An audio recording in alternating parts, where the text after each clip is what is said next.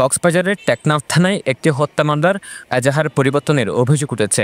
এই ঘটনায় পুলিশের চট্টগ্রামের ডিআইজিকে তদন্তের নির্দেশ দিয়েছে আদালত। বৃহস্পতিবার সকালে কক্সবাজার সিনিয়র জুডিশিয়াল ম্যাজিস্ট্রেট আদালতের বিচারক এই আদেশ দেন।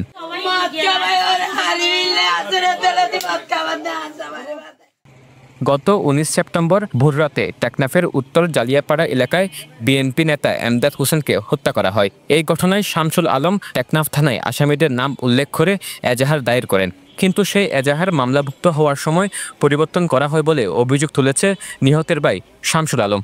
মামলার এজাহার জমা দেওয়ার পর টেকনাফ থানার ওসি, অপারেশন ওসি এবং তদন্তকারী কর্মকর্তা এজাহারে কিছু ভুল আছে সেগুলো সংশোধন করতে হবে জানিয়ে বাদী শামসুল আলমকে ডেকে পাঠান। শামসুল আলমের দাবি তিনি পড়ালেখা জানেন না, ফলে কি পরিবর্তন করেছেন বা কি ভুল ছিল সেগুলো তিনি বুঝতে পারেননি। সে সুযোগ কাজে লাগিয়ে এজাহার পুরোপুরি পরিবর্তন করে ফেলেন ওসি ও তদন্তকারী কর্মকর্তা। তিনি বলেন, থানায় যাওয়ার পর আসামির পক্ষ নিয়ে ওসি এবং তদন্তকারী কর্মকর্তা বিভিন্ন প্রলোভন দেন তাকে, কিন্তু তাতে রাজি না হওয়ায় বিভিন্ন মামলায় ফাঁসিয়ে দেওয়ার হুমকি দেন। শেষ পর্যন্ত রাজি না হওয়ায় ওসি নিজেই মামলার এজাহার পরিবর্তন করে দেন। সুরতহাল রিপোর্টে উল্লেখ ছিল মৃত ব্যক্তির কণ্ঠনালী থেকে কান পর্যন্ত কেটে দেওয়া এবং বিভিন্ন আঘাতের কথা। সেই অনুযায়ী এজাহারও করেছিলেন তিনি, কিন্তু আদালতে পুলিশের দাখিল করা এজাহারে দেখা যায় সেটি পরিবর্তন করে উল্লেখ করা হয়েছে 1 নম্বর আসামি কণ্ঠনালী নয়, কাঁধে কূপ দেওয়ার কথা।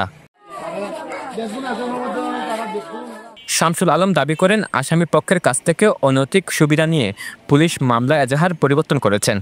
প্রথমে আর বাইরে ফেলাই বাড়ি মারিয়ে রে, তারপর আয় 3-4 জনের জড়িয়ে রে জগড়া দিয়ে পাই আর বিডি কাজ লেখে মানে এটা আসলে হান্দাস, কিন্তু ছবি আছে যে গলা আসামি পক্ষ তো 3 পয়সা আয় বেশি কি আয় তা 1000 আছে তেমন করি না জানি। 1000 যখন আয়ের পুরো তো তুলি দেখিতে মানে 1000 মাঝে আয় দিন হয়েই উল্লেখ ন করে এদিকে বাদীপক্ষের আইনজীবী জানান, এটাও গুরুতর অপরাধ। আদালত অভিযুক্তি আমলে নিয়ে পুলিশের চট্টগ্রামের রেঞ্জ ডিআইজিকে তদন্তের নির্দেশ দিয়েছেন।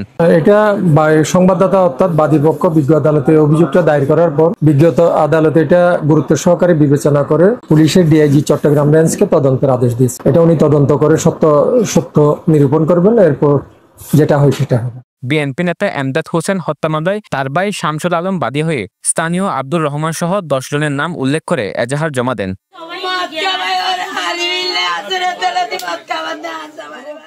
News desk, Penua news.